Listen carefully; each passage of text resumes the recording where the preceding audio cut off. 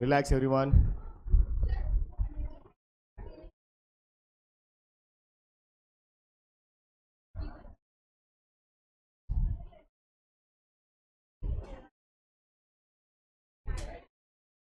Oi, relax.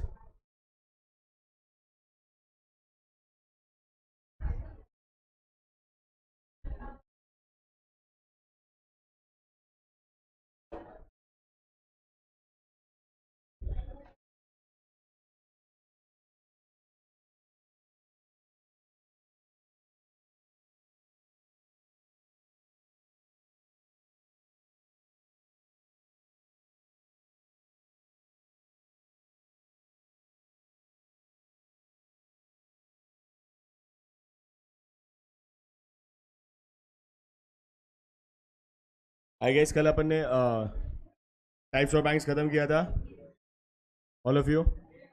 Just give me couple of minutes. आप फटाफट एक बार रिवाइज कर लो. फास्ट.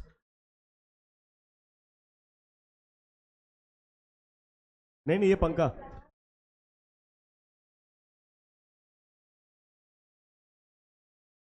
Fast everyone.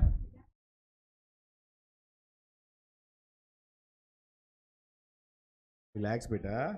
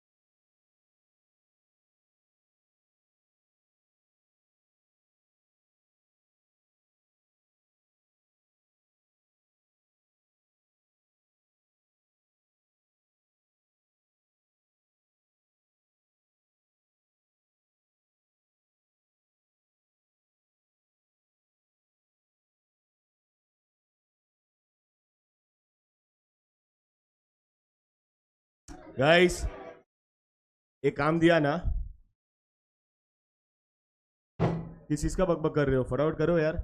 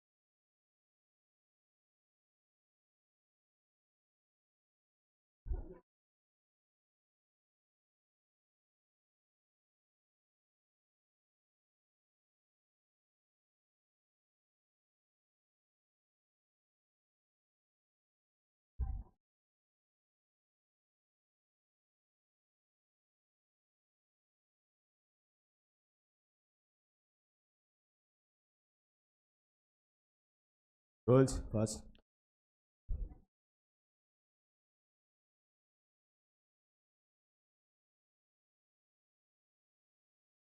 कल किधर था? कल किधर था?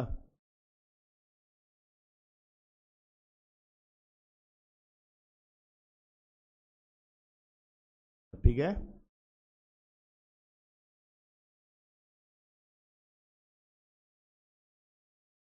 बस बेटा बस, थैंक्स। पढ़ ले अभी। 8 मार्क का इंपॉर्टेंट आंसर है, एग्जाम में आएगा तो फटेगी। पढ़। और शक्ल से पता है तूने होमवर्क किया नहीं है। देख इधर पूरा, सबके सब पॉइंट्स तेरे को देखना नहीं है, रख दे बस। क्विक।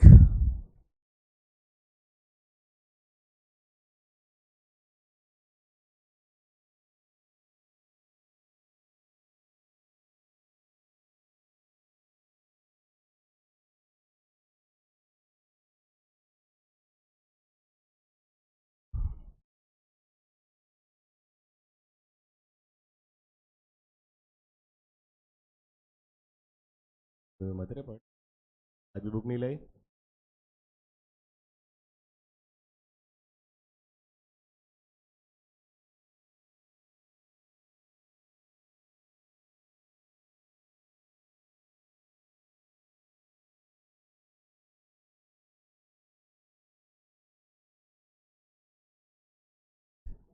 राइट। गुड गुड, पढ़ पढ़, अच्छी बात है, पढ़।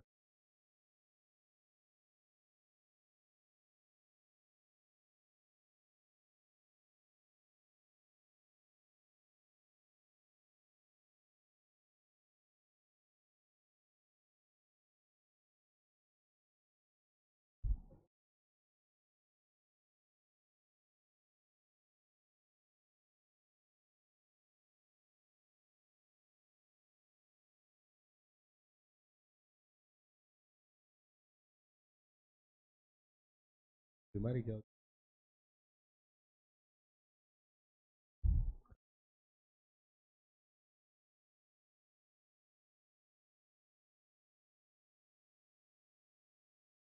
है? Lot about the immune.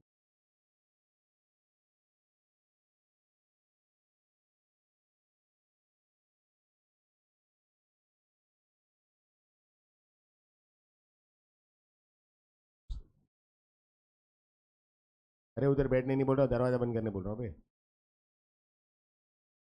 देखिए बे।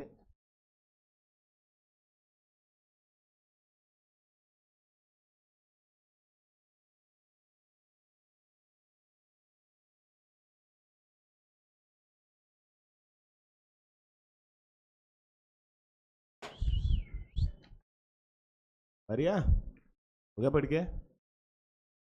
क्या पढ़ा? कितने बैंक से? 9 में? और 2 है।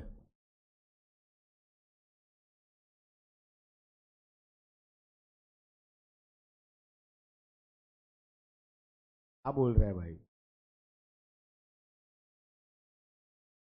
एसी आ गया, मैं कुछ अलग ही।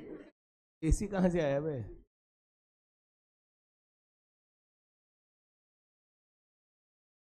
ये ऐसे क्या होता है कि भाई तू हिटलर है? ऑलरेडी अंदर है, ऐसा मत कर। कल किधर था बे भूतनी के?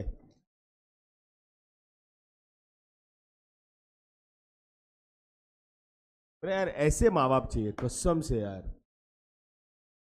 ट्रस्ट में ऐसे माँ बाप हो ना भाई, लाइफ सेट है अपना। बहुत पैसा हो, कोई रिस्पॉन्सिबिलिटी ना हो, जो करना है करो लाइफ में, मत करना है मत करो यार।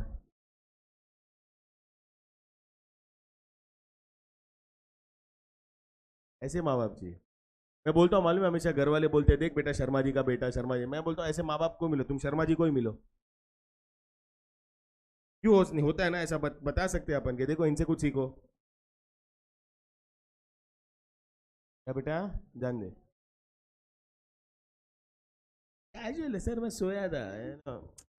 तो मोटिवेशन नहीं है लाइफ में। कसम इसको इसका थोड़ा देख के मोटिवेशन भी डिमोटिवेट हो जाए। और सुन भाई, आज तो तू बुक भी नहीं लाया है, बरोबर? वो भी शक्ल पे लिखा हुआ है। क्या कर रहा है? बुक है नहीं तेरे पास? नहीं है ना? टेक्स्ट बुक लिया है तूने? बरोबर. I can literally throw you out, and make you permanently out of. क्या हो गया बेटा? उसको 1 महीना हो गया जब मैंने लास्ट बोला था. Of course. बाकी बाकी लोग बेवकूफ है. इतना भी तेरे में है नहीं अटेंशन कि भाई तू देखू कि बाजू वाले लोग क्या कर रहे हैं. एटलीस्ट खुद के नहीं तो पार्टनर्स को देख लेता कि उन लोग किस में से पढ़ रहे हैं. है ना? पक्का? तू वोट मत मांग, नहीं चाहिए, कोई नहीं देगा तेरे को. आज ले लेगा बेटा. And when will you be next coming to class? पक्का? एक एक अपन एक गेम कर दे. अगर नेक्स्ट लेक्चर तू नहीं आया तो क्या करेंगे? क्या? ठीक है, मैं जो बोलूँ वो पक्का डन. 100%. ओके. उस दिन बोलूँ या आज ही बोल दूँ? उसी दिन बोलूँ ना? Okay done. First everyone done. अब मोटिवेशन है मेरे को भी पहला लेक्चर लेने का, मालूम है. अलग ही चल रहा है. कितना डिस्टिंक्ट है. एक इसका थोबड़ा देखा सुबह सुबह और एक उसका थोबड़ा देखा. डिफरेंस था. तो मैंने पूछा आज क्या है, बोलती है सर एकदम अच्छा दिन है, गुड डे, ये वो, एंड फीलिंग फ्रेश है ना? इसका तेरा कि उसका? अबे क्या पागल है बे. मैं तेरा क्यों खराब करूं? मैं बोल रहा हूँ कितना डिस्टिंक्ट है. एक ये है और एक वो है. वाओ. अलग ही चल रही है. चलो anyways will start. Now there are a couple of types of banks which have been proposed and which have been formed in the recent times. तो बोल भी सकते हैं क्या? New models of banking. A couple of banks. Couple of types of banks. Okay. जिनको recent में RBI के through permission मिला है, RBI के थ्रू उनको एक्सेप्टेंस मिला है to be working and functioning like a bank. पहला है SFBs which are small finance banks. And दूसरा है payment banks. Okay. They are as good as banks but they are not at that level of banks compare to the other nationalise and bank, I mean nationalise and cooperative banks. है develop हो रहे हैं, बढ़ रहे हैं. Okay. You can say they are at a basic level focusing on a niche market. When I say niche market means उनका focus area एक specific type के लोग, एक स्पेसिफिक टाइप का मार्केट, एक स्पेसिफिक टाइप का कम्युनिटी है. And they are focusing and catering those people only. बरोबर है. तो यहाँ पे क्लियरली लिखा what I've said is small finance bank. अच्छा मैंने डायरेक्टली ये कर दिया, सॉरी. क्या मैंने इंट्रो डाला नहीं है. एनीवेज तो न्यू मॉडल का मैंने ना मीनिंग इंट्रो डाला नहीं है. So directly as I said we have started with what we have started with SFBs. So the SFBs are niche banks. You understand the meaning of the term niche? वो नीच नहीं है. पढ़ने वाले नीचे भी पढ़ते हैं. It's pronounced as niche. निश मीन्स एकदम डिस्टिंक्ट, एक पर्टिकुलर टाइप के लोगों के लिए या एक पर्टिकुलर चीज के ऊपर ही फोकस करते हैं. They are not into focusing. Madam come on time, come fast. Okay. So these are niche banks with a license to provide basic banking services including accepting deposits and lending. जो basic functions होते हैं banks के, ये इन लोग पूरा fulfill करते हैं. And they have the license from the RBI. Okay. What is their goal? Their goal is to promote financial inclusions, okay, for the undeserved sections of the economy such as small business units, MSMEs. Okay. Next, marginal farmers, micro industrialists and unorganized sector. मतलब मालूम है 11th standard में अपन ने पढ़ा था unorganised sector के बारे में. कौन कौन सा था पता है? अनऑर्गेनाइज कौन से चैप्टर में आया था? एक्सरसाइज में आया था, मालूम है. कॉटेज एंड विलेज इंडस्ट्रीज, वो सब. ओके. MSMEs है, माइक्रो इंडस्ट्रीज है, मार्जिनलाइज्ड फार्मर्स है, एक्सेट्रा. इन लोग की तरफ ही इनका मेन फोकस है. मतलब सी व्हेन यू एक्चुअल में सी द नेशनलाइज्ड बैंक्स ना, उन लोग का मेजर फोकस ये लोग नहीं है. I am not saying that those banks are not providing financial services to these kind of people और दीज टाइप्स ऑफ इंडस्ट्रीज. करते हैं फोकस, पर उनका मेन कोर है, मेन फोकस नहीं है. अब आप बोलोगे सर सर्विस दे रहे हैं तो फिर मेन फोकस होगा ही ना. आई विल टेल यू क्या डिफरेंस है. See when we talk about these banks only focusing on these type of people or these types of industries means उनकी जो पॉलिसी भी होगी ना, पॉलिसी भी इतनी और इनके तरफ ही होगी. It will be not like the general policies which every other bank makes. बरोबर है. अगर तुम नेशनलाइज बैंक्स वगैरह की बात करो ना, उनकी पॉलिसीज कॉमन होती है. Common means common for large scale industries, common for small scale industries, common for general people like you and me, common for the undeserving people, or I mean not undeserving, underserved people. सब same होता है. तो यहाँ पे problem क्या मालूम है? We may need all the types of services and we will wish to give money or will wish to spend money. वो लोगों का ऐसा नहीं है. उनकी रिक्वायरमेंट्स ही बहुत लिमिटेड होती है, बहुत कर्टेल्ड होती है.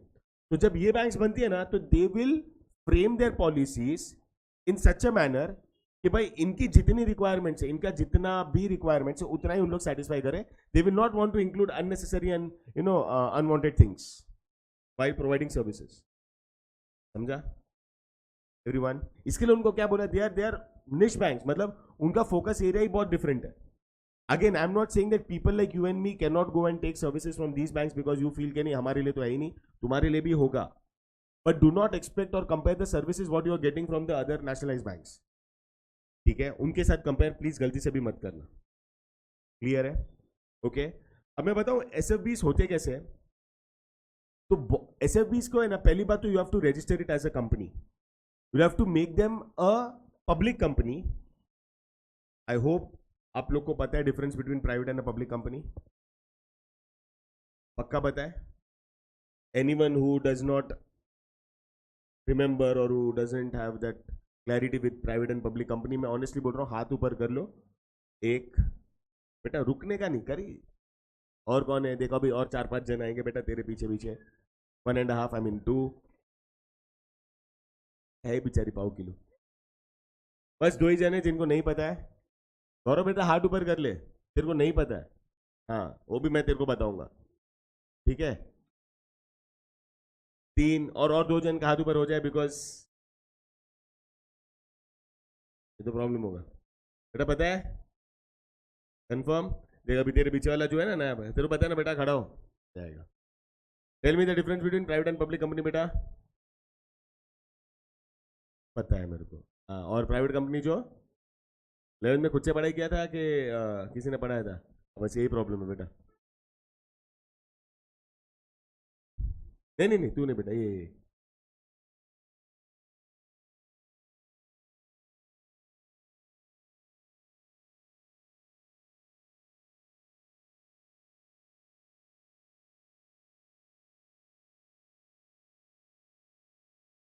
जरूरी नहीं है और नेसेसरी. बैठ सुन. तू नहीं, तू बैठ, तू सुन और तुम दोनों सुनो. प्राइवेट कंपनी मतलब the ownership is with a specific set of people. Public company means a company where the membership is open for general public. तूने जो बोला ना, that was the difference between private sector and public sector. क्या हम लोग company की बात कर रहे हैं, क्योंकि प्राइवेट सेक्टर में भी कंपनीज आते हैं और पब्लिक सेक्टर में भी गवर्नमेंट कंपनीज आती है. क्लियर है एवरीवन? मैं समझा रहा हूँ, सुनो. राइट. एसएफबीस करना है तो गवर्नमेंट भी फॉर्म कर सकता है, बट गवर्नमेंट है ना, they will not want to be in this category of banks. उनको लगता है कि ठीक है हमारे लिए छोटे मोटे लेवल पे करना. वैसे भी गवर्नमेंट वैसे तो इनके लिए बहुत ही सब चीज़ें कर रही है, including financial amenities to be provided, not as a bank but as a lender.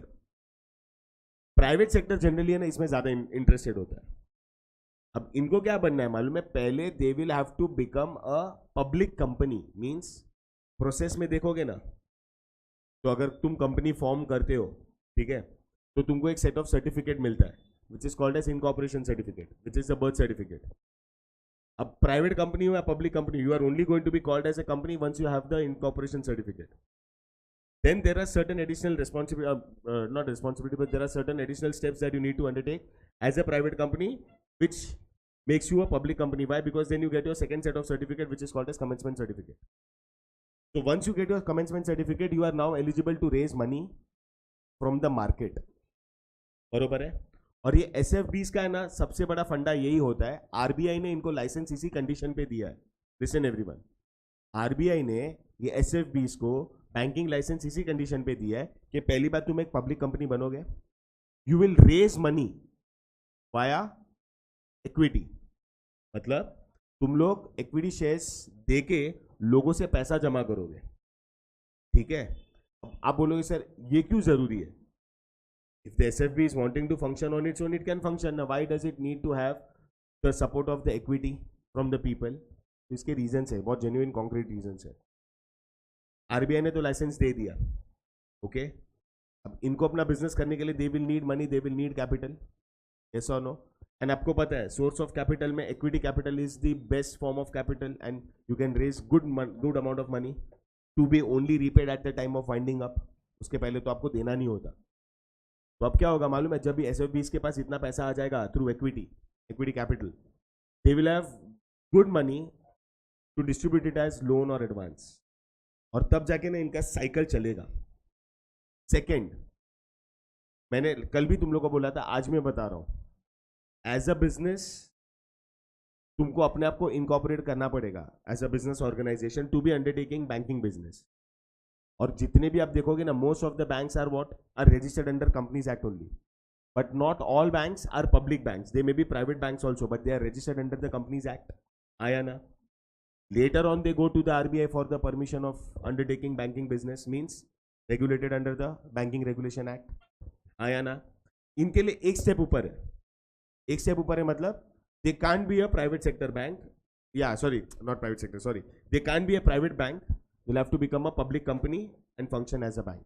और वो पब्लिक कंपनी बनने के लिए जो एडिशनल फॉर्मेलिटीज लगता है, लाइक कमेंसमेंट सर्टिफिकेट वगैरह, वो सब आप जब कर लेते हो ना, तब जाके आरबीआई को थोड़ा बहुत सेटिस्फैक्शन मिलता है कि ठीक है, इन लोग ने सब रिस्पॉन्सिबिलिटीज था to become a public company. And also see, एक और चीज मैं बताता हूँ, आई नो थोड़ा कंफ्यूजिंग है, बट मैं बताता हूँ।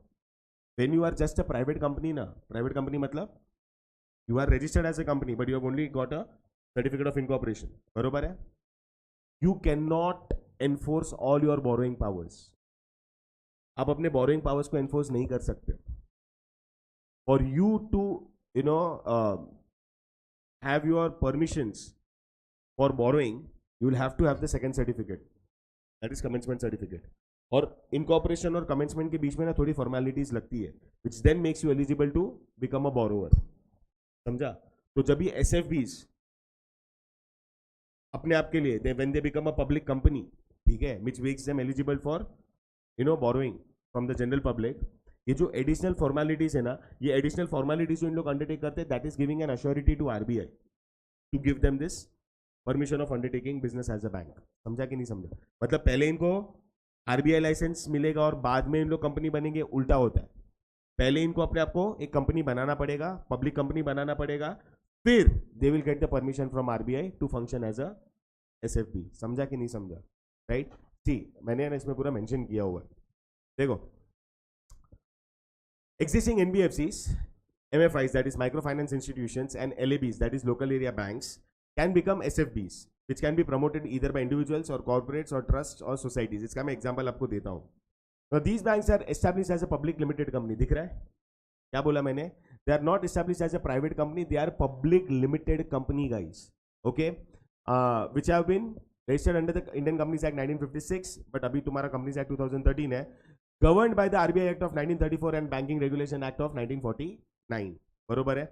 There is no territorial restrictions for these banks. They aim to promote rural and semi-urban savings and provide credit to viable local for viable local economic activities. अभी ऊपर वाला जो है ना, ये वाला, does anyone know any form of NBFC? NBFC क्या होता है पता है?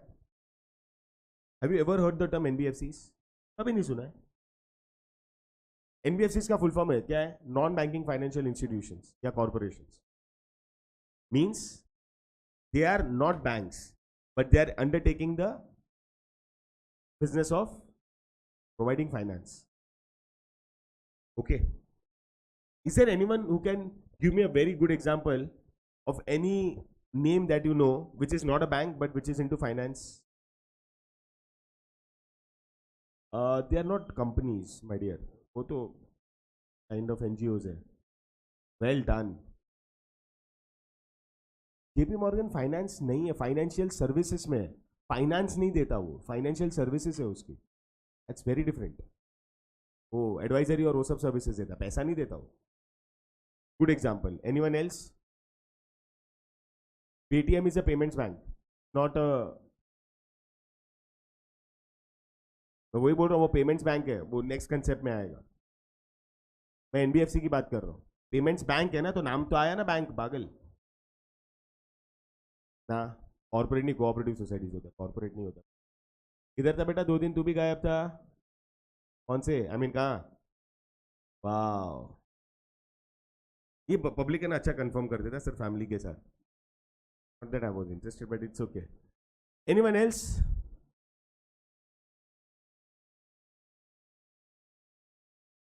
Are subject to market risk. Please read the offer document carefully before giving such kind of idiotic answers. Mutual funds कैसे हो सकते हैं भाई? मैं इंस्टीट्यूशन की बात कर रहा हूं, म्यूचुअल फंड एक ऑप्शन होता है। क्या बोल रहा है? नहीं, CDSL is a depository my dear, वो डिपॉजिटरी है। सीडीएसएल तो अलग ही चल रहा है बे, वो तुम्हारे सिक्योरिटीज को इलेक्ट्रॉनिक फॉर्म में होल्ड करता है। गुड ट्राई, बट इधर आधे से ज्यादा इनको पता भी नहीं what is CDSL and NSDL. नहीं, उसे एक एग्जांपल दिया, मुथूट फाइनेंस, सुना है? बैंक है Muthoot bank, it's an NBFC. क्या करता है वो? Gold, gold related service and gold finance.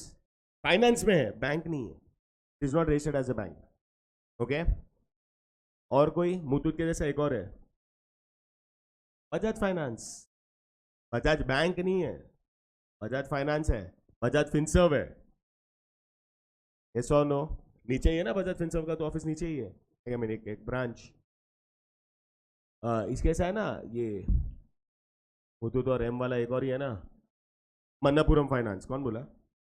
Well done, आज तेरे गांव वाला है ना। They are not banks, they are into NBFC, मतलब फाइनेंशियल सर्विसेज देंगे, बोरोइंग लेंडिंग करते हैं, but they are not banks. तो इन लोगों को क्या करना पड़ता है मालूम है? ये जो एनबीएफसीज है ना, they can turn themselves into a bank and SFB. अब मैं आपको कितने सारे एग्जांपल्स देता हूं। इंडिया की लार्जेस्ट प्राइवेट सेक्टर बैंक कौन सी है?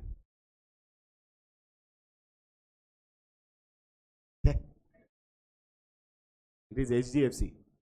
एक्सिस बैंक टॉप 5 में भी नहीं है, ठीक है? इट इज एचडीएफसी बैंक, बरोबर है? बिफोर 2023 देयर वर 2 कंपनीज, एक था एचडीएफसी बैंक और एक था एचडीएफसी लिमिटेड। पहली बात, एचडीएफसी का फुल फॉर्म क्या है? तो फुल फॉर्म भी है,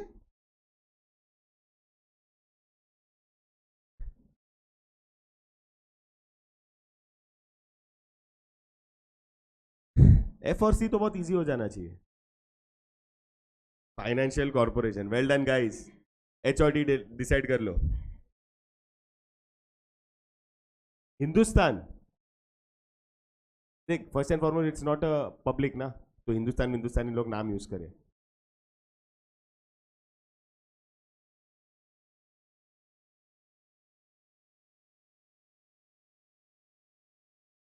सुन सुन, पहले क्वेश्चन चेंज कर। अगर एक स्मॉल फाइनेंस बैंक है तो ऑलरेडी वो पब्लिक कंपनी है। हाँ, वेरी गुड।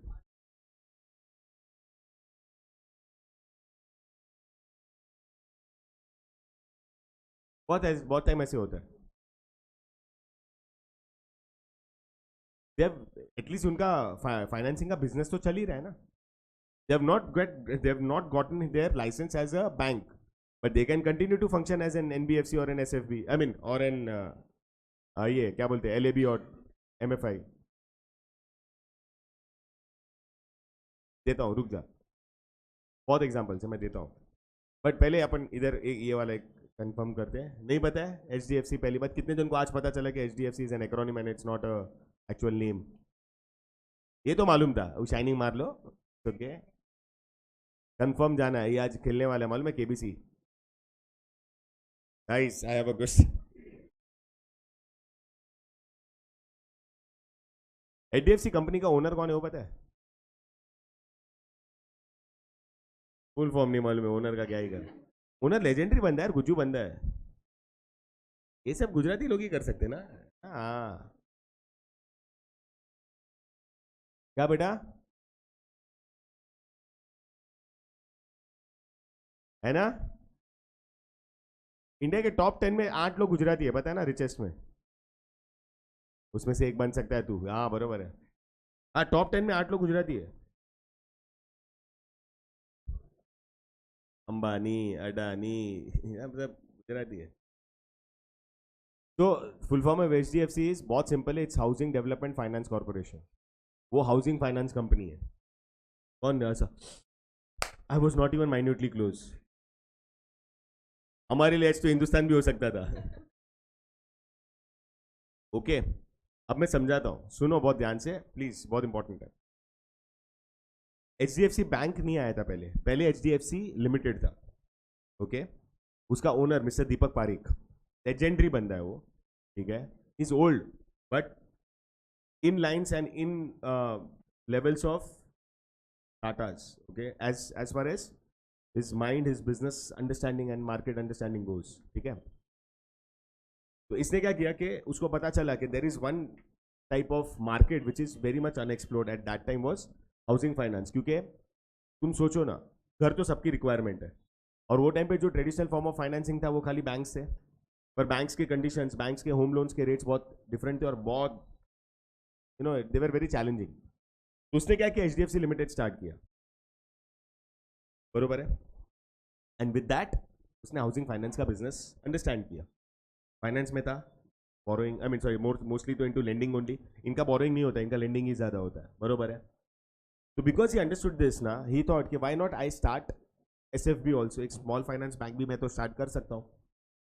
तो उसने एचडीएफसी लिमिटेड के थ्रू अंडरस्टैंडिंग एक पेरेंट कंपनी रख के उसने क्या किया, एचडीएफसी बैंक को इनकॉर्पोरेट किया, ठीक है। उसमें से उसने उसको एक पब्लिक कंपनी बनाई, और उसमें से उसने the banking corporation business as an SFB undertake किया, and in few years the business, because private sector में ना इतनी बैंक्स थे नहीं तभी, जितनी आज है ना उतनी थे नहीं। एंड ये बंदा बहुत ब्रिलियंट है यार, बहुत दिमाग वाला बंदा है। इसने जितने भी जगह पे जो भी लूप होल्स थे पब्लिक सेक्टर्स में, वो सारे के सारे अपने प्राइवेट सेक्टर में इरेज करने का ट्राई किया। और उसने एक ही चीज देखा कि गवर्नमेंट बैंक्स में, पब्लिक बैंक्स में है ना, मैं ऐसे नहीं बोल रहा हूँ कि पहले नहीं थी प्राइवेट सेक्टर में बैंक्स, प्राइवेट सेक्टर में भी पहले बैंक्स थी, but they were very limited and they were not working at that level. तो उसने एक चीज को बहुत अच्छे से आइडेंटिफाई किया क्या कि भाई अगर service and quality of service की बात करें ना अपन, तो government banks were a big fault, क्योंकि मालूम है ना पहले वैसे ही था, व्हेन वी वर यंग, अगर कोई भी तुम पीएसबी में जाते थे ना भाई, तुमको फ्रस्ट्रेशन अलग लेवल का होता था। उसने ट्राई किया कि ये सब चीजें मैं यहां से निकाल दूं, और उसने क्या किया, मैंने बोला इट्स अ निश मार्केट, तो उसने कैसे किया, he was focusing on that class of people जो वो standard and quality of banking services जिनको चाहिए, तो अपने आप को पहले से ही है ना हाई स्टैंडर्ड में ही रखा, सर्विसेज बेटर हुई, क्वालिटी मिलने लगा, लोग अट्रैक्ट होते रहे, and from that, from being a small finance bank it became a large bank, large sector bank बन गई, एंड आज इंडिया की वो लार्जेस्ट प्राइवेट सेक्टर बैंक है, बरोबर है। It's not India largest bank but private sector bank, India की largest bank तो आई गेस सबको पता है कौन सी है, इट इज एसबीआई। कल ही एसबीआई का रिजल्ट आया है, जो आई टेल यू, एसबीआई ने भी हैट्स ऑफ है गवर्नमेंट को, उन्होंने अपने आप को बहुत बेटर कर दिया इन द लास्ट 3-4-5 ईयर्स। उसके पहले तक ना एसबीआई को कितना लॉसेस होता था, ये मतलब 2024-25 फाइनेंशियल ईयर में उसको 79,000 क्रॉस का प्रॉफिट हुआ है, cross profit not net profit, 79,000 cross, उसने आज तक इतना प्रॉफिट नहीं कमाया। एंड अभी वो दिख रहा है उनकी क्वालिटी ऑफ सर्विस में, उनके डिसइंबर्समेंट्स में, उनके कासा में, सब में दिख रहा है वो, okay. Anyways the point is not that, the point is HDFC housing finance में, एचडीएफसी बैंक बैंकिंग में, 2023 में उन लोग ने ये दोनों बिजनेस को मर्ज कर दिया, they merged HDFC and HDFC bank. And merge में कैसा होना चाहिए था, बाप ने बेटे को मर्ज करना चाहिए था खुद से, यस और नो, उल्टा हुआ। Market cap and business of HDFC bank was 4 times than what was HDFC. आज वही HDFC और HDFC bank is now known as one company called as HDFC Bank. और दोनों का जब कोलैब हुआ ना तो मार्केट कैप इनका 10 लाख करोड़ के ऊपर चले गया, 10 लाख करोड़ के ऊपर उनका मार्केट कैप है. Price of one share of HDFC bank is nearly around 1940 rupees. Okay.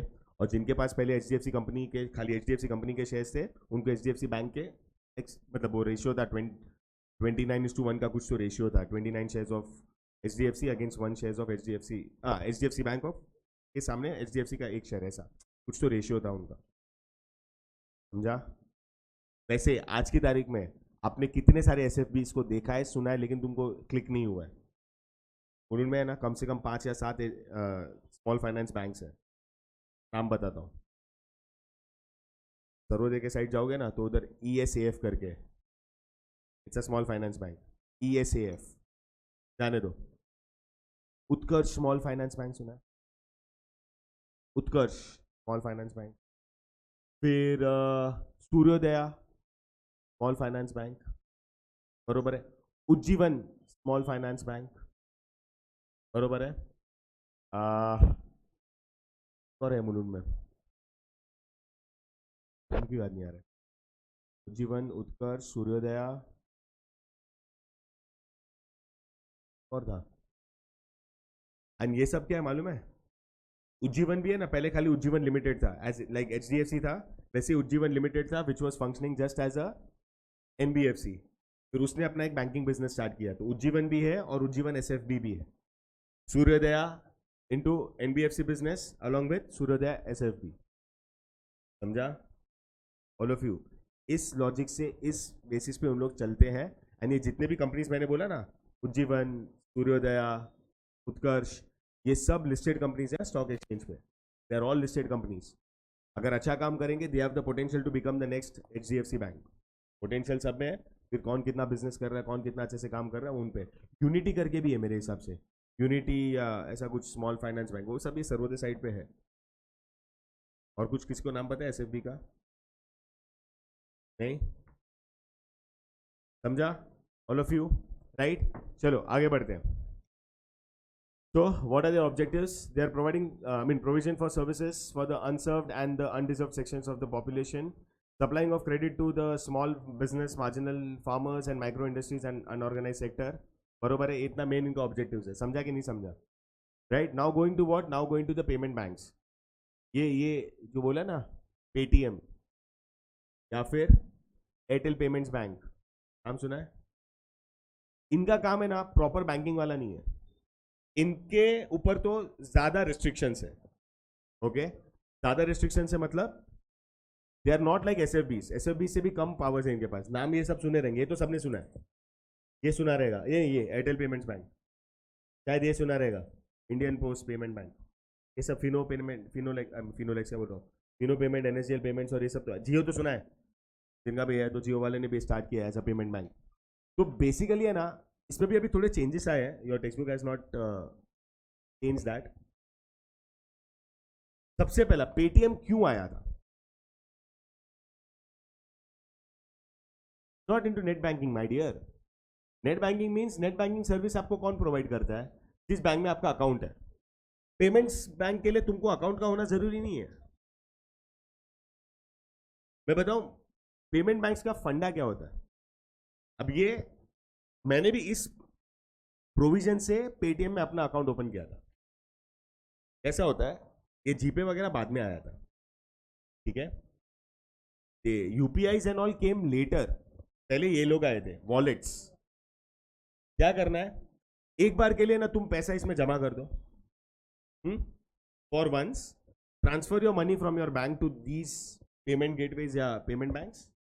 उसके बाद जहां जहां पे पॉसिबल हो वहां पे तुम क्या करते जाओ, पेमेंट करते जाओ. You need not carry cash all the times. बरोबर है.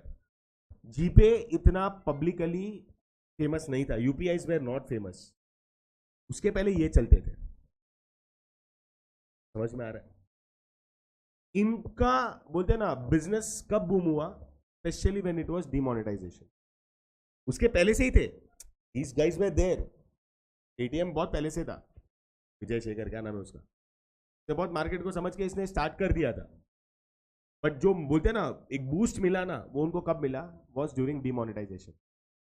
बरोबर है. जीपे तभी तक इतना फेमस नहीं था, लोग करते थे लेकिन फेमस नहीं था। ये बेस्ट होता था स्पेशली यंगर जनरेशन के लिए। तुम्हारे वॉलेट में मैं डाल दूंगा 500 रुपया, पूरा महीना चलाओ, डिड नॉट कैरी मनी, ठीक है, पेमेंट में रहेगा, मेरे पास हिस्ट्री भी रहेगा किधर किधर कितना खर्चा किया है। As a parent I was secured, as a person you were secured, क्या भाई तुमको एक हिसाब किताब मेंटेन करने मिले। अच्छा, मेरा लॉजिक क्या था मालूम है? जब छोटे छोटे हम लोग भी स्कैन करके पेमेंट्स करते थे, 20 रुपया, 25 रुपया, 40 रुपया, तो तुम्हारे ना आईटी में इतने ट्रांजैक्शंस बढ़ जाते थे। समझ में आ रहा है? जब तुम आईटी फाइलिंग करते हो तो तुम्हारा सीए ना पगला जाएगा, तो क्या है 20 रुपया, 50 रुपया, 40 रुपया, 30 रुपया, कितनी एंट्रीज बढ़ रही है तुम्हारी। यहाँ पे ऐसा नहीं है ना। यहाँ पे क्या होगा, it will only reflect one entry that you have made to the payment bank. उसके वॉलेट में पैसा डाल दिया तुमने, फिर इसके थ्रू तुम किधर किधर पेमेंट कर रहे हो ना, उसे कोई लेवा देवा नहीं है। समझ रहे हैं? This is not connected to your PAN. PAN होगा तो ट्रांजैक्शनल हिस्ट्री आता है, नहीं आएगा। और फिर लोग वही करने लगे ना, एक दूसरे के साथ जो पैसे का एक्सचेंज होता था, ट्रेडिंग होता था, ये वॉलेट टू वॉलेट होता था। समझ में आ रहा है? मेरे को टेक्निकली पैसे देने की जरूरत नहीं है ना, मेरे को मेरे बैंक को लिंक करने का जरूरत है। मैंने खाली पेमेंट्स बैंक के थ्रू, मेरे वॉलेट के थ्रू तुमको पैसा देना स्टार्ट किया। इस बेसिस पे इनका बिजनेस स्टार्ट हुआ। फिर आरबीआई ने इंटरवीन किया, इनके ऊपर रेगुलेशंस डाले। रेगुलेशंस डालने के साथ साथ थोड़े उनको अपॉर्चुनिटीज दी कि what you can do is you can start your business at a very basic level. पहले खाली वॉलेट्स थे, उसके बाद क्या हुआ, they even got the permission to store your money. Means लोग यहाँ पे अपने पैसे सेव भी कर सकते थे, लेकिन लिमिट कितना है मालूम है? Up to 1 lakh rupees. मतलब अभी क्या हो गया, पब्लिक ने यहाँ पे पैसा जमा करना स्टार्ट किया, मतलब they started to accept money. Yes और नो? तो इन्होंने आगे और काम करना स्टार्ट किया रहेगा। बोलते सर खाली वन साइड मत रखो, सेकंड साइड भी रखो, मेरे को खाली बोरोइंग नहीं करना है, मेरे को लेंडिंग भी करना है। तो यहाँ पे माइक्रो अमाउंट का इन लोग को लेंडिंग भी अलाउ किया। Means these payment banks can also give or lend loans up to a particular limit. या तो तुम 1 लाख रुपए तक पैसे डिपॉजिट रखो और वॉलेट में रखो, या 1 लाख रुपए तक तुमको मैं, अभी तो बढ़ गया, आई थिंक 3 लाख कर दिया इन लोग ने अभी, जब इंक्रीज टू इधर 3 लाख और 5 लाख, आई am not sure, but in लोग ने बोरोइंग एंड लेंडिंग दोनों चालू करना स्टार्ट कर दिया। समझा? इनको बैंकिंग लाइसेंस मिला नहीं है, they are only into one niche type of business, जहाँ पे बेसिक लेवल पे बोरोइंग लेंडिंग होगा और वॉलेट का इन लोग ऑप्शन देते हैं। आज भी काफी जगहों पे तुम देखोगे ना, scanners and QR codes Paytm के ही होते हैं। बिकॉज ये जो ट्रेडिंग होता है ना, ये जो छोटे मोटे ट्रेडर्स वाले होते हैं ना, उनको इतनी ट्रांजैक्शंस नहीं दिखानी होती है। तो 1 लाख रुपए तक दिन का अगर, या 1 लाख रुपए तक इनका मालूम है कि इतना धंधा होने वाला है ना, तो उन लोग बोलते हैं कि मेरे वॉलेट में जमा होने थे, और उसी वॉलेट से उन लोग अपने खर्चे भी कर लेते हैं। तो it is not reflecting in their books of accounts. समझ रहे हो ना डिफरेंस? वॉलेट में मेरे को बताओ, मैं समझाता हूँ, तुम्हारे जेब में अगर 500 रुपया डाल दिया, ठीक है, उसके बाद तुम जितना जितना छोटा छोटा खर्चा करोगे ना, उससे फर्क तो पड़ेगा नहीं। घर वाले क्या बोलेंगे, तुमको मैंने 500 दे दिया। समझ लो ये घर वाला मतलब कौन है? तुम्हारा आईटी डिपार्टमेंट है। वो देखेगा कि तुमने अपने वॉलेट में एक्स अमाउंट डाल दिया। अब वो वॉलेट के बाद, वॉलेट के अंदर पैसा आने के बाद जितने भी तुम ट्रांजेक्शन करोगे ना, उसका उनके साथ उनको कोई लेवा देवा नहीं है। और वैसे भी लिमिट उन लोग ने इतना रखा है कि तुम कितना भी ट्रांजेक्शन कर लो, इसके ऊपर तो नहीं जा सकते हो। तो दे आर काइंड ऑफ ऐसा थोड़े ये हो जाते हैं, they are assured about things. समझा? See, one of the new model of banking conceptualized by RBI aims for better financial services to again small business and low income people. मैं बोल रहा हूँ ना, ये सब्जी वाले, ठेले वाले, ये सब के पास ये रहता है क्यूआर कोड, इसका ही रहेगा पेटीएम का, क्या ऐसी छोटी मोटी ये फोन पे, ये सब का। किसी का भी तुमने देखा क्यूआर कोड जीपे का होता है? बहुत बहुत रेयर में होगा किसी का जीपे का क्यूआर कोड रहेगा। क्यों? Because that is link with bank. बहुत उसमें भी वॉलेट है, लेकिन लोग जीपे में वॉलेट नहीं यूज करते, और जिनको पता ही नहीं है जीपे में भी वॉलेट है, बट जीपे में प्रॉब्लम ये है कि तुमको उसको लिंक करना ही पड़ता है बैंक के साथ। चलिए तुम देखो मैक्सिमम लोगों के पास, ये ऑटो वालों का भी देखना क्यूआर कोड रहेगा, वो पेटीएम का ही होता है। समझा? Right? So like other banks, it also provides remittance through mobile services. Okay, either they'll even issue ATM cards and net banking, but cannot issue loans and credits, but can accept. अब मैं बोल रहा हूँ ना, deposits तुम लाख रुपए तक का कर सकते हो। मैं बोल रहा हूँ अभी इनको लोन देने का भी परमिशन मिल चुका है। ओके, अभी उसमें भी आई am not sure about the amount. 1 lakh पहले था, अब 3 लाख या 5 लाख में कुछ चेंज हुआ है, या 5 लाख का उन लोग डिपॉजिट एक्सेप्ट कर सकते हैं, 3 लाख रुपए तक का इन लोग लोन दे सकते हैं, ऐसा कुछ तो है करंट सिनेरियो में। Okay, right? Examples Indian postal bank, I mean sorry Indian post payment bank, Airtel payment bank या पेटीएम। समझा कि नहीं समझा ऑल ऑफ यू? ये दोनों में से ना एक आपको बहुत outside chances 2 mark explain the concept आएगा, आंसर फॉर्म में तो ये दोनों नहीं आएंगे। समझा ऑल ऑफ यू? राइट, देख लो फास्ट।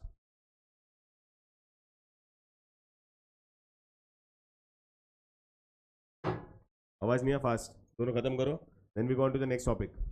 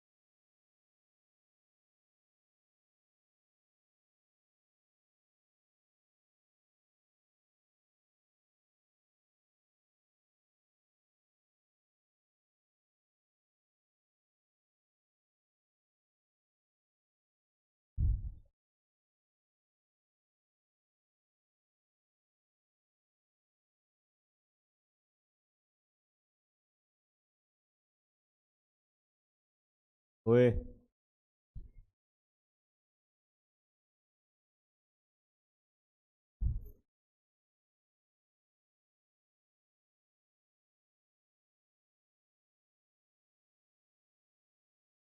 ओ बुखड़, बाद में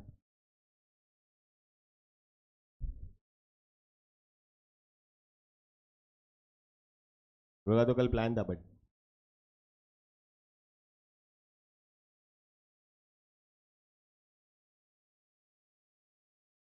बोला पब्लिक ने ना बोला, मैं क्या करूं? भाई शर्म, पता है इनको, जरा समझो। बस सभी उन लोग का प्लान हुआ। ए फास्ट अमॉन एवरीवन।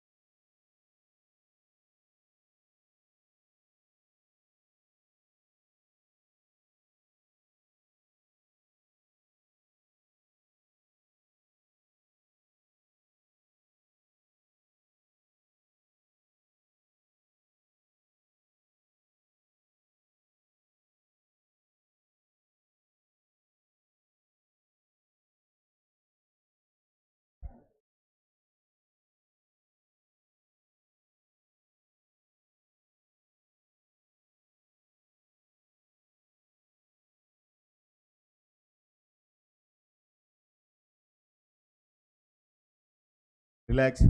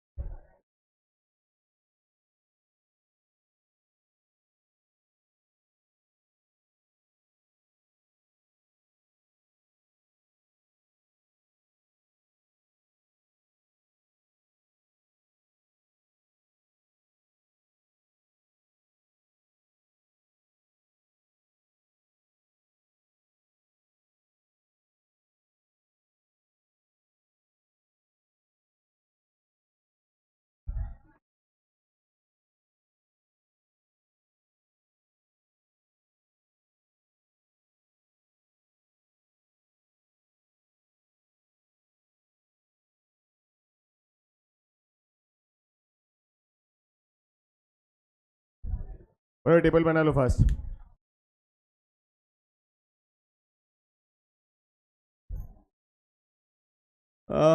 एक हाँ पहले बना लो ना, एक एक आधा पे छोड़ के पहले इतना बना लो.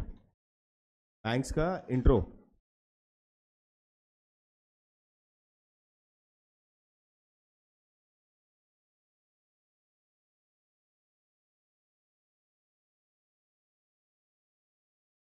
ये वाला. ओके. हाँ तो आधा पे छोड़ दो ना.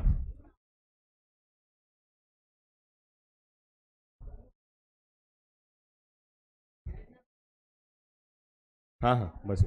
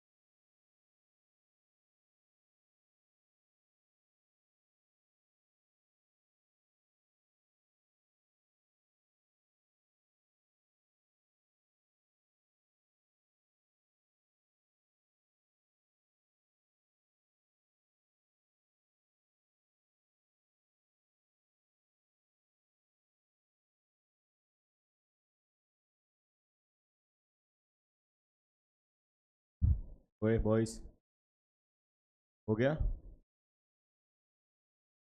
Bill discounting?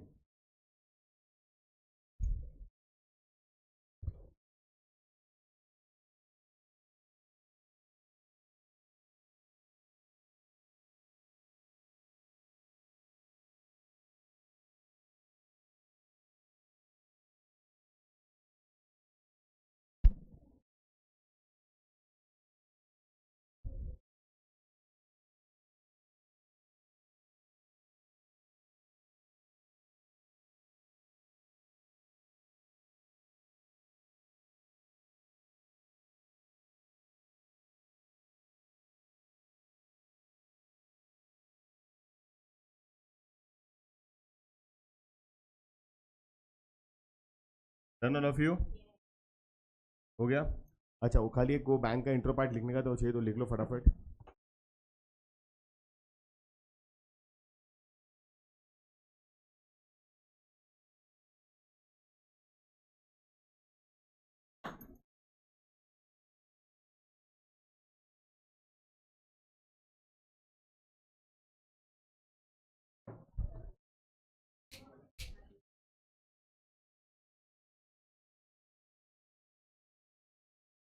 ओए,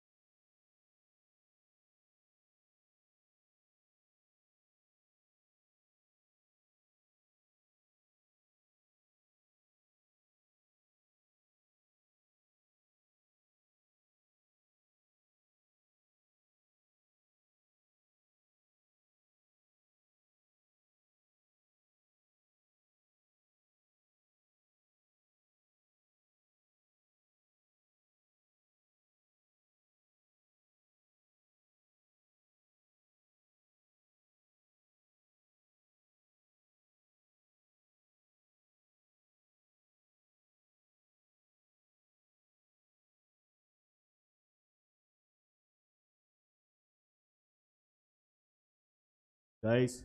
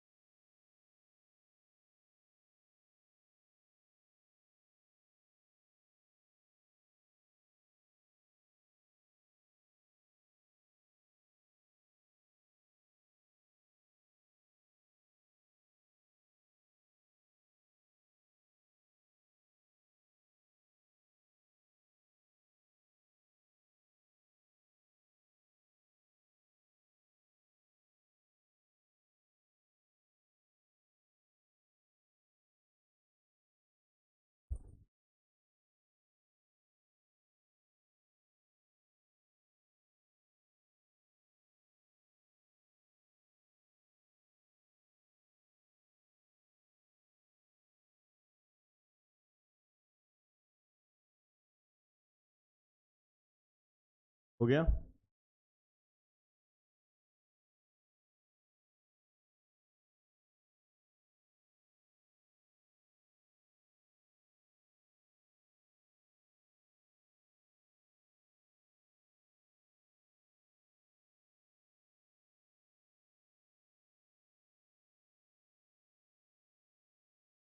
चलो,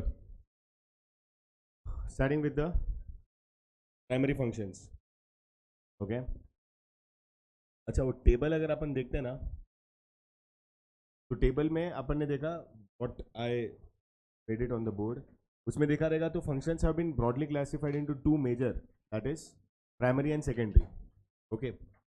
मैं आपको बताऊँ, कोई भी कमर्शियल बैंक रहेगा ना, primary function for them are common. Means आज कोई भी बैंक को लाइसेंस आरबीआई की तरफ से तब मिलता है when they are going to at least provide you with the primary functions. What makes them different is the secondary functions. Means बहुत सारे ऐसे सेकेंडरी फंक्शंस है जहाँ पे there are agency functions, utility functions, या ई बैंकिंग भी आता है उसमें. The quality in those services makes it an option for us to, you know, to select one particular bank or not to select one particular bank. बाकी अगर तुम primary functions देखने जाओगे ना तो सबके फंक्शन सेम है. Okay. Now when we say about primary functions, तो तुम टेबल देखोगे ना तो उसको देखा है तो they have been broadly classified into two, that is accepting deposits and granting loans. Supposedly if I am a bank, तो मैं आपसे पैसे लेता भी हूं और मैं आपको पैसे देता भी हूं. If I am taking money from you और if you say for yourself, you will say कि मैंने बैंक में पैसे डाले हैं, तो I have accepted your money, I have accepted your deposits, and many times you are taking my services for advances और for loans. तो मैं क्या करूंगा, मैं आपको लोन्स देता हूं या मैं एडवांस में आपको पैसे पे करता हूं, तो that means granting of loans and advances. Yes और नो? राइट. अच्छा, अभी एक्सेप्टिंग डिपॉजिट्स में भी it has been further classified into two, that is time deposits and demand deposits. दिख रहा है? तुम अपने टेबल पे फोकस करो. If you have drawn that table, you will understand कि अगर एक्सेप्टिंग डिपॉजिट्स में अगर अपन देखेंगे जहाँ पे as a bank if I am accepting money from your side, तो मैं एक्सेप्टिंग डिपॉजिट्स में भी इसको मैंने दो में क्लासिफाई किया, that is time deposit and demand deposit. तो first right now I will explain you what are time deposits. Now time deposits में कैसा है मालूम है? If I have accepted your money, if you have deposited money under the condition of time deposits, तो वहां पे ना जो डिपॉजिट का टेन्योर है, that tenure is going to be fixed. Means before the expiry of that tenure you will not get your money back. पैसा आपका ही है. मैं नहीं बोल रहा हूं मैं आपसे पैसे ले रहा हूं और आपको नहीं देने वाला हूं, पैसा आपका ही रहने वाला है. But I would give you your money back only after the completion of that one particular tenure which we had, you know, decided or which we had committed to each other. समझा? अगर तुम बोलते हो मैं 6 महीने के लिए पैसा रख रहा हूं, 6 महीने के लिए आपने कोई भी टाइम डिपॉजिट का ऑप्शन सिलेक्ट कर लिया, so then you will have to keep deposited that money for 6 months. Post that, yes, it's your money, you can take it away. अच्छा, अगर अपन इंडिया की बात करें, मैं गाइस बता दूं कि इंडिया में whenever we are depositing money, we are still lucky to get some returns on it. Means आज भी अपने को अपने डिपॉजिट्स पे पैसा, इंटरेस्ट, रिटर्न्स मिलता है. There are many countries in the world who do not pay interest.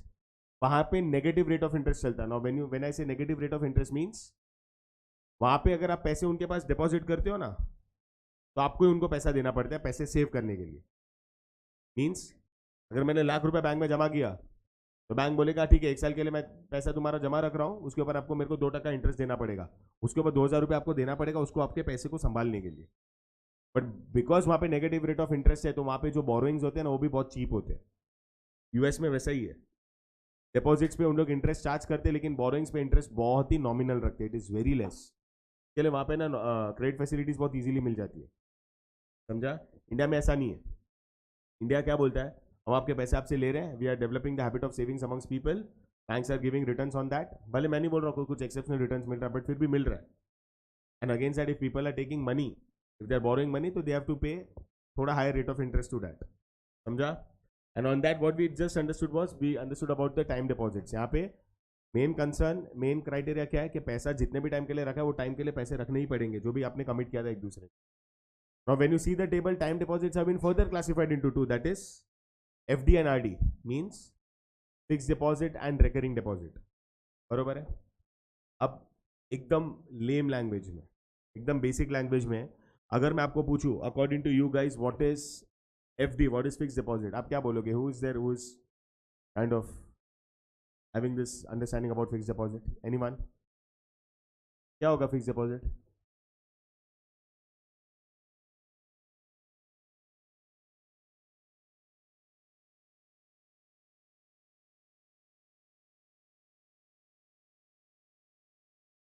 तो ऐसा कोई मिनिमम टाइम क्राइटेरिया है कि कुछ भी चलता है? मिनिमम 1 to 2 years होगा. Okay, anyone else? हाँ, मैं तो जाता हूँ.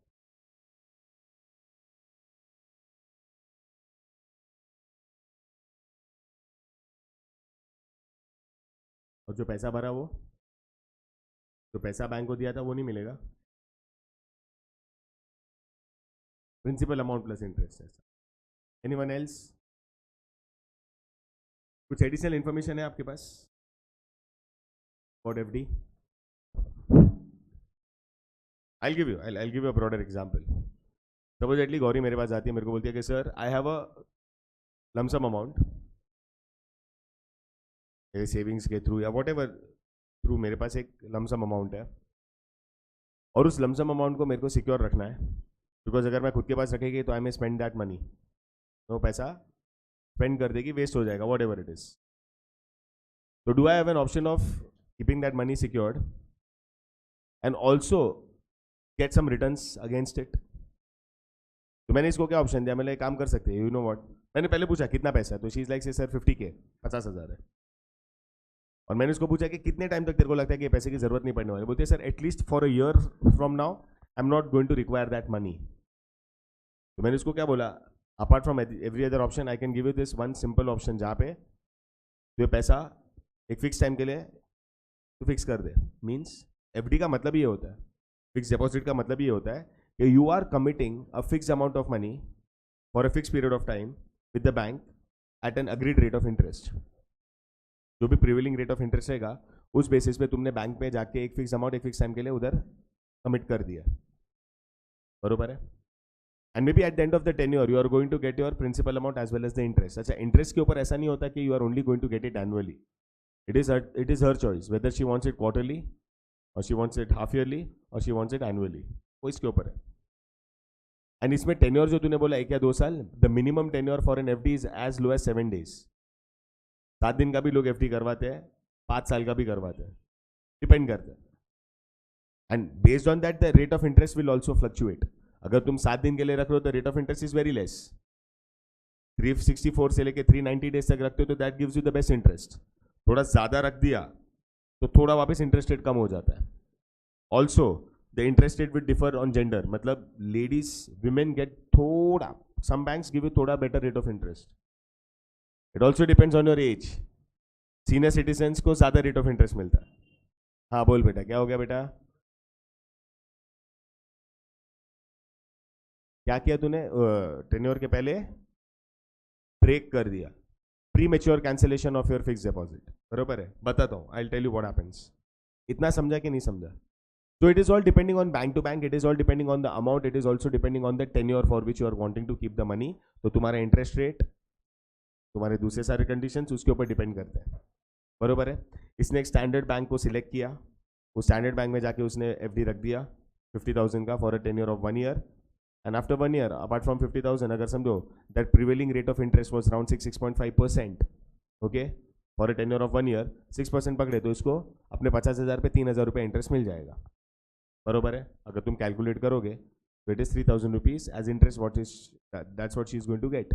मतलब 50 डाला, 1 साल तक पैसा भी सेव हो गया, उसके ऊपर अच्छा खासा तुमको 3,000 रुपये का इंटरेस्ट भी मिल गया, बरोबर है कि नहीं?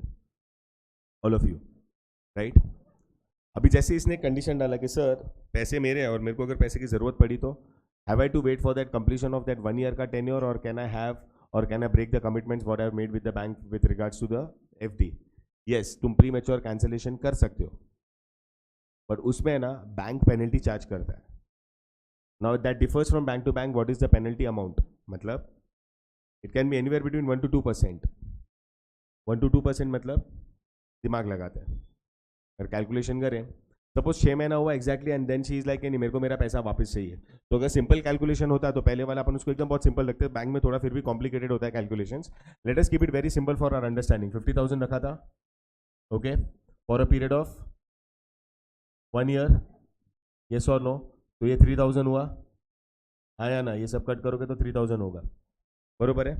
नाउ शी इज लाइक कि नहीं मेरे को क्या करना है, मेरे को 50,000 तो मैंने रखा ही था, but she could only keep it for 6 months, okay, बरोबर है. तो अब क्या होगा, पहली बात तो इंटरेस्ट 6 महीने का ही मिलेगा, she is not going to get it for the whole year, जितने टाइम के लिए रखा, okay. Now when I said उनके बैंक 1 या 2% का पेनल्टी चार्ज करता है, so that 1-2% is not on your principal amount. ये अमाउंट पे आपको पेनल्टी नहीं लगेगा, मर जाओगे, ठीक है. 1% मतलब सीधा 500 रुपये कम हो जाएगा, ठीक है. नहीं, the penalty is on the ROI. मतलब समझो बैंक ने तभी 6% कमिट किया था, बैंक बोलेगा नहीं मैं 1% आपको कम दूंगा, तो now it would be 5/100 which will be 1250, अगर कैलकुलेशन आता है तो. समझा. एक्चुअल में मिलना चाहिए था उसको 6 महीने का कितना, 1500, but that was at 6%, but now bank is giving you at 5%, तो the amount is 1250. समझा. ये चार्ज होता है बैंक का. तो that differs from bank to bank, कि वो 1% दे रहा है, 1.5% दे रहा है, 2% दे रहा है, whatever it is, again bank to bank differ करेगा. समझा. That is called as pre mature cancellation of your FD. हो सकता है, करते बहुत. समझा. अच्छा, उसके अलावा many a banks can provide you very low rate of interest पे भी loans या interest free loans against your FD. मतलब सपोजिटली आपने एक FD रखा है बैंक में, वही इसने रखा था, गौरी ने 50,000. नाउ समवेयर उसको एक कपल ऑफ मंथ्स के लिए पैसे की जरूरत पड़ी, तो she goes to the same bank asking for a loan of say 20,000 rupees. Obviously कभी भी याद रखना, loan against your FD has to be lesser than the FD amount. Obvious है. अगर आप FD को एज अ मॉर्गेज रखना चाहते हो तो your loan amount can not be higher than your FD. तो FD can not act as a mortgage और may be as a security. होगा बट उसके साथ में भी आपको कुछ और देना पड़ेगा. तो ये तो लॉजिकल बैठ रहा है ना कि इसने 50,000 का FD रखा और सामने 20,000 का लोन चाहिए, that is okay. And bank क्या बोलेगा मालूम है.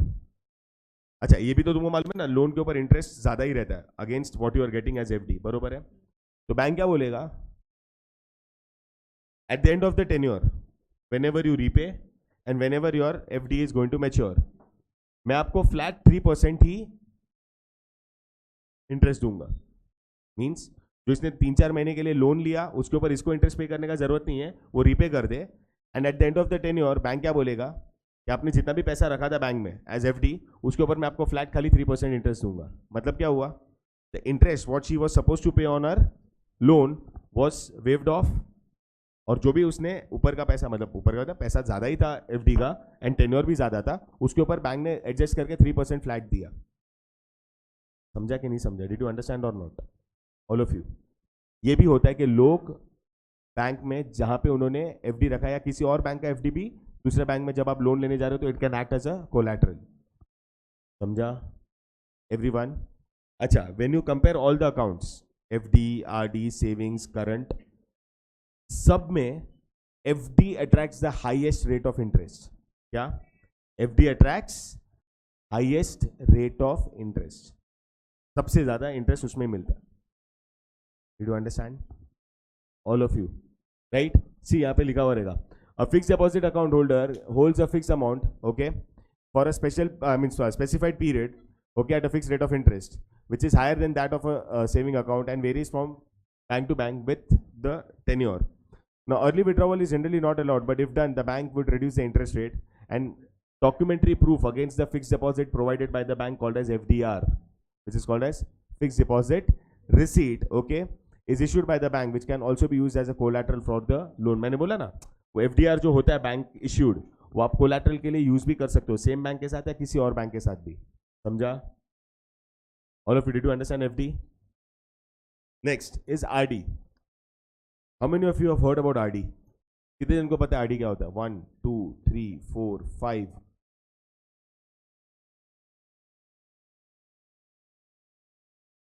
कितने जन को पता ही नहीं था there is something which is called as RD, like first time सुन रहे हो?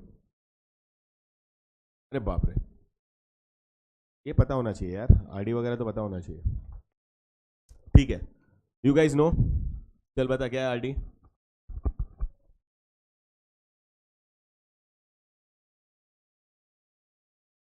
तो अनक्लियर बता, फिर हम क्लियर।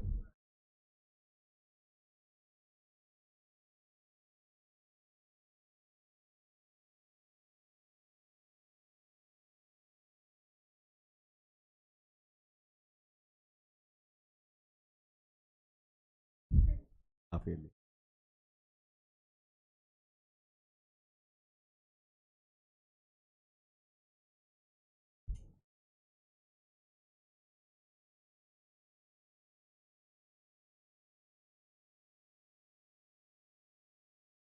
सैलरीड लोग जितना सैलरी होता है वो आरडी में डालते हैं।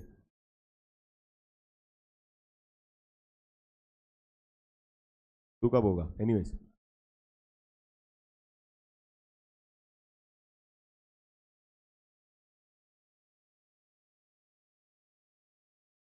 तू एफडी का एक्सप्लेनेशन दे रहा है आरडी का दे रहा है? तू एफडी बोला, तूने एफडी बोल के एक्सप्लेन किया।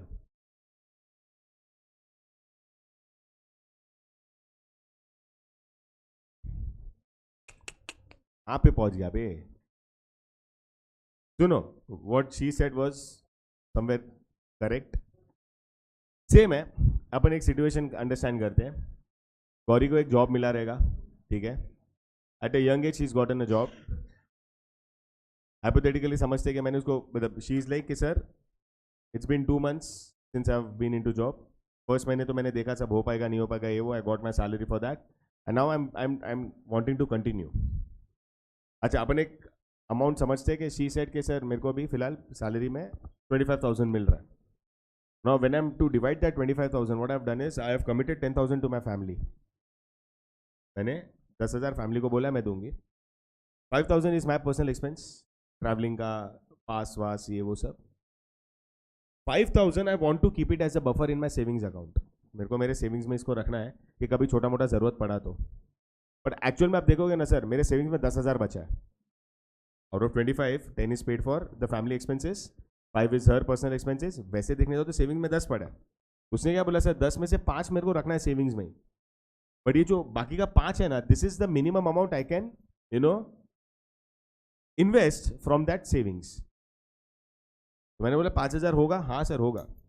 It is going to be regular? हाँ सर रेगुलरली होगा, क्योंकि मैंने आपको बता दिया this is how I am going to work. तो मैंने क्या बोला कि rather than keeping the whole of 10,000 in your savings account, उसी बैंक में तू एक आरडी अकाउंट ओपन कर ले, जहां पे on a specific date of a month your money from your savings account would be transfer to your RD. अब बोलो सर फर्क क्या है? फर्क बहुत है। फर्क सबसे बड़ा है तुम्हारा रेट ऑफ इंटरेस्ट में।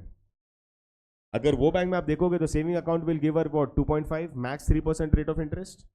आरडी कैन गिवर एटलीस्ट 4.5 5%, कुछ नहीं तो नियरली डबल भी मिलता है, बरोबर है। Second, it has to inculcate this habit of savings in her. आज वो बोलते हैं सर मेरा पर्सनल खर्चा 5,000 है, लेकिन वो जब पैसे बैंक में या जेब में रहते हैं ना तो खनखन करते हैं और अपने को खर्चा करने का इच्छा होता है।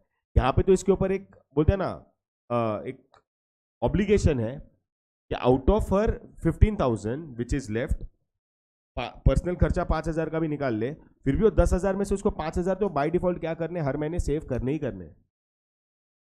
समझ में आ रहा है? छोटा मोटा 5 का 6,000 खुद के पर्सनल एक्सपेंस का हो सकता है, 7,000 का खुद का पर्सनल एक्सपेंस हो सकता है, but that can not go beyond 10,000 because 5,000 तो तुमको कुछ भी करके एफडी में, आई मीन आरडी में रखना ही है। एंड मजे का बात क्या मालूम है, रेगुलर ऐसे समझ में नहीं आएगा पहले महीने खाली 5,000 से क्या होगा, 5,000 से क्या होगा, बट वंस शील complete a tenure of 1 year ना, उसके सेविंग्स में भी एक 20, 25, 30,000 जमा हो जाएगा। अगर कुछ ऊपर नीचे का भी खर्चा हुआ नहीं हुआ, पर्सनली भी खुद ने खुद को मैनेज भी कर लिया, फैमिली वालों का भी एक 10,000 एवरी मंथ का, अराउंड 1,20,000 का पूरे साल का खर्चा इसने मैनेज कर लिया। एंड कुछ नहीं तो एटलीस्ट उसके आरडी में 60,000 रुपीज तो जमा हो जाएगा as a principal amount plus interest, around 4.55% का इंटरेस्ट आपको मिलता है। हाँ या ना? एंड क्या है मालूम है, शी कैन प्राउडली से कि ये मेरा सेविंग्स है. See there is money in a savings, that is there, but ये एक लार्जर अमाउंट ऑफ मनी है जो उसने खुद ने सेव किया है. हाँ या ना everyone, you understand what I am saying. तो बहुत सारे जो इसने जैसे बोला ना सैलरीड लोग होते हैं, उन लोग अपने पगार में से थोड़ा पैसा आरडी में भी डालते हैं. Okay, no doubt in today's times people are not opting RD because अगर 4-5% मैक्स का अगर रिटर्न डालना है तो वही पैसा मैं किधर और डालूं तो I will get better return. That is obviously there, though options are multiple. But एक लेम पर्सन के लिए ये भी एक ऑप्शन बन जाता है ना कि उन लोग आरडी में पैसे डालें. हाँ या ना, क्योंकि वो आपके अंदर एक हैबिट डेवलप कर रहा है. Even you guys can start, आप भी खुद के लिए कुछ नहीं तो an RD can start with an amount as low as 500 rupees. 500 रुपये कुछ बड़ा अमाउंट नहीं लिखेगा, पर एक साल के बाद देखोगे सीधा 6,000 रुपया हो जाएगा. बरोबर है, विथ जो भी आपको चिल्लर इंटरेस्ट मिलेगा दैट इज डिफरेंट. बट कुछ नहीं तो at least 1 year down the line you can tell it to yourself ना, क्या कुछ नहीं तो मैंने हर महीने 500 बचा के मैंने आज 6,000 रुपये का एक लमसम अमाउंट क्रिएट किया. हाँ या ना. हाँ, अब बहुत सारे लोग हैं इसमें मिस्टेक करते हैं as far as the interest calculation is concern. अब सबको क्या लगता है, समझो 5% मिल रहा है तो 60,000 5% कितना हुआ, 3,000 रुपीज. गलत है, इंटरेस्ट ऐसे कैलकुलेट नहीं होता इसमें आरडी में. कंपाउंडिंग इंटरेस्ट नहीं है माय डियर. हाँ, मतलब अगर तुम कैलकुलेट करोगे ना guys, if we start from the month of May itself, तो मे में इसने क्या किया, 5,000 रुपीज डाला, यस और no, at the rate of 5%. तो इसके ऊपर पूरा इसके 12 महीने का पैसा मिलेगा ना, because it is going to mature in 26 में. अच्छा, नेक्स्ट मंथ जून में उसने पैसा डाला again 5,000 rupees eight the rate of 5%, but this money with the bank is only for 11 months. उसको 11 महीने का पैसा मिलेगा, 11 महीने का इंटरेस्ट मिलता है. ऐसा करते करते नेक्स्ट मंथ नेक्स्ट ईयर जब अप्रैल में वो लास्ट इंस्टॉलमेंट पे करेगी 5,000 का, एट दैट टाइम 5% पे उसको खाली 1 महीने का इंटरेस्ट मिलेगा. समझा. एफडी में क्या था, तुमने मई में ही पूरा का पूरा सिर्फ 50,000 डाल दिया था, तो उसके ऊपर तुमको पूरे 12 महीने का इंटरेस्ट मिलता है. बट इसमें ऐसा नहीं है ना, उसमें एक एक महीने का तुम डाल रहे हो, तो bank is holding the money for a lesser tenure ना. हाँ, ये वाला 5,000 पूरे 12 महीने का बैंक के पास है तो उसके ऊपर 12 महीने का इंटरेस्ट मिलेगा. जून वाला पैसा बैंक के पास तो खाली 11 महीना ही ना, जून से लेके नेक्स्ट ईयर मई तक, that is only for 11 months. तो calculation is going to be accordingly. This is not compounding interest my dear, this is monthly interest. Compounding interest कैसा है कि मैंने अभी नहीं लिया, वो भी तुम प्रिंसिपल अमाउंट में ऐड करो, बाद में भी नहीं लूंगा 6 महीने के बाद, तो वो भी ऐड करो, that is compounding interest. This is monthly interest. समझा all of you? Did you understand और नॉट? ये दोनों right. See, operated by salaried individuals and businessmen for a regular income and a fixed rate of deposits, fixed deposits every month. So the accumulated amount along with the interest is withdrawn after maturity. Now the interest rate is higher obviously than savings, but is not as high as fixed deposit. सीधा बात है ना, fix deposit वाला आपको 6.5-7% भी देगा, but क्या है ना उसमें फर्क, उसमें आपने पहले ही दिन पे फर्स्ट डे पे पूरा का पूरा पैसा कमिट कर दिया. यहाँ पे तुम पूरा का पूरा पैसा पहले दिन पे कमिट नहीं कर रहे हो ना, putting that money in installment, but at least कुछ नहीं तो आपके अंदर एक सेविंग्स का हैबिट डेवलप कर रहा है वो.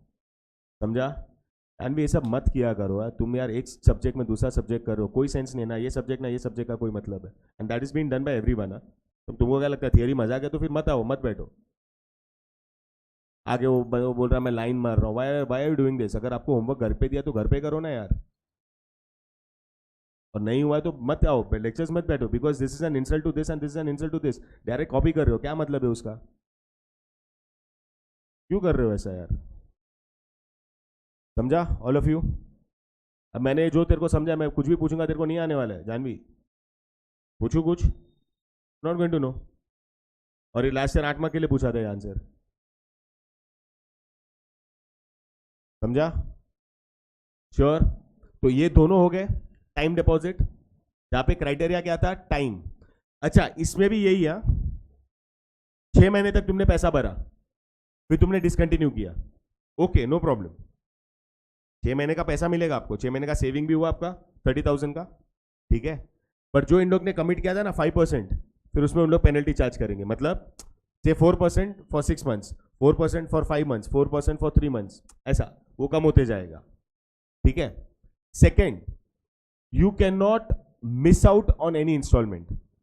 सर जून में मेरा थोड़ा खर्चा ज्यादा हो गया, मैं जुलाई में 10,000 एक साथ भर देगी नहीं. You have fixed a date. You have fixed a date. On that date of every month, you will have to have money. Otherwise, by default वो खत्म हो जाएगा.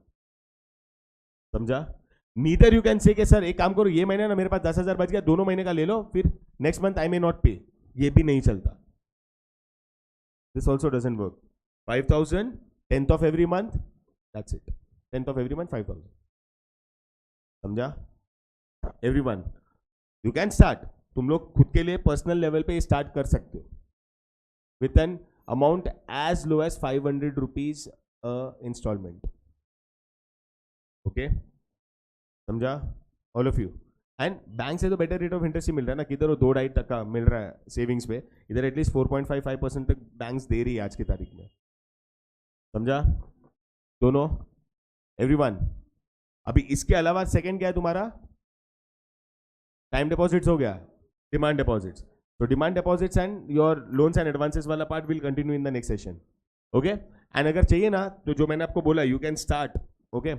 So I'll tell you one instance. मेरे को ना याद दिलाना next lecture में कि सर वो RD related एक instance जो आप अगर था वो आप बताना, अगर आपको सुनना है तो you just remind me. Clear? All of you? चलो I'll see you next week.